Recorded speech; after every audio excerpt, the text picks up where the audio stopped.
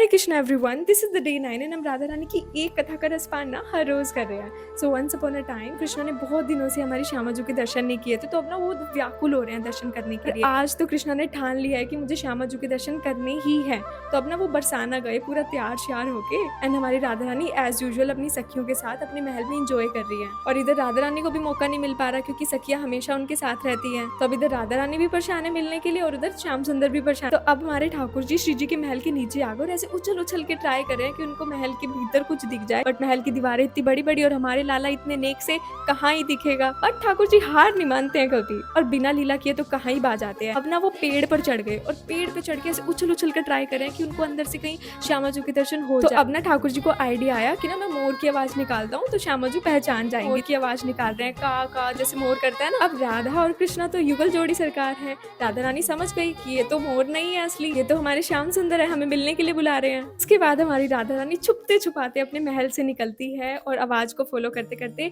श्याम सुंदर के पास जाती है। एंड वो ना एक दूसरे को जैसे ही देखते हैं बहुत इमोशनल हो जाते हैं। श्याम सुंदर राधा रानी चलते चलते बातें कर रहे हैं। श्याम सुंदर अपनी बातें बता रहे हैं राधा रानी को और वो चलते चलते ना एक गुफा में चले जाते हैं। वहां पर जाकर श्याम सुंदर राधा रानी की लैप में अपना सर रख लेते हैं और उन्हें अपनी पूरा दिनचर्या बता रहे होते हैं कि मैंने ऐसा किया तो फिर मुझे ये यशोदा मैया ने इतना डांटा, मैंने उस गोपी को परेशान करा, ऐसे ऐसे करके अपनी पूरी बात बता रहे हैं अपनी सखाओं की, अपनी सखी। राधा रानी इज बीइंग एक एंजॉय कर रही है, वो कृष्णा बीइंग टॉकेटिव ना। अब उधर महल में भोजन का समय हो गया और कीर्ति माता राधा रानी को भोजन के लिए ढूंढती है, बट वो महल में मिलती नहीं है। सारी सखियां तो महल के अंदर है बट राधा रानी नहीं है। तो कीर्ति माता परेशान हो जाती है कि बिना बताए राधा रानी कहाँ गई। तो कीर्ति माता ढूंढते ढूंढते महल के बाहर आती है। उनको ना राधा रानी के छोटे छोटे से चरण दिखते हैं। अब कीर्ति माता उन चरणों के निशान फॉलो करते करते पीछे पीछे जाती है। जिस गुफा में श्याम सुंदर और राधा रानी है उस गुफा से निकलने का और जाने का एक ही रास्ता है। एंड नाउ कृष्णा बीइंग जगदीश्वर, उनको पता लग गया है कि कीर्ति माता ढूंढने के लिए आ गई है। उस गुफा में ना बहुत ज्यादा अंधेरा, इतना अंधेरा कि हम खड़े होकर खुद के पैर भी नहीं देख सकते। नाउ कृष्णा बीइंग परम चतुर, हाँ उन्हें पता है कि छुप तो कहीं सकते नहीं है। और राधा रानी का प्रकाश इतना है, राधा रानी के मुख पे तेज इतना है कि उस तेज से श्याम सुंदर दिख जाएंगे। तो जैसे ही कीर्ति माता राधा रानी के पास आती है, कृष्णा एकदम पूरे रियल मोर की फॉर्म ले लेते हैं। जैसी कीर्ति माता आती है तो उनको दिखता है कि राधा रानी ने अपनी लैप में मोर को बिठा रखा है, मोर के साथ बातें कर गीत गा रही है। माता राधा रानी से पूछती है, अरे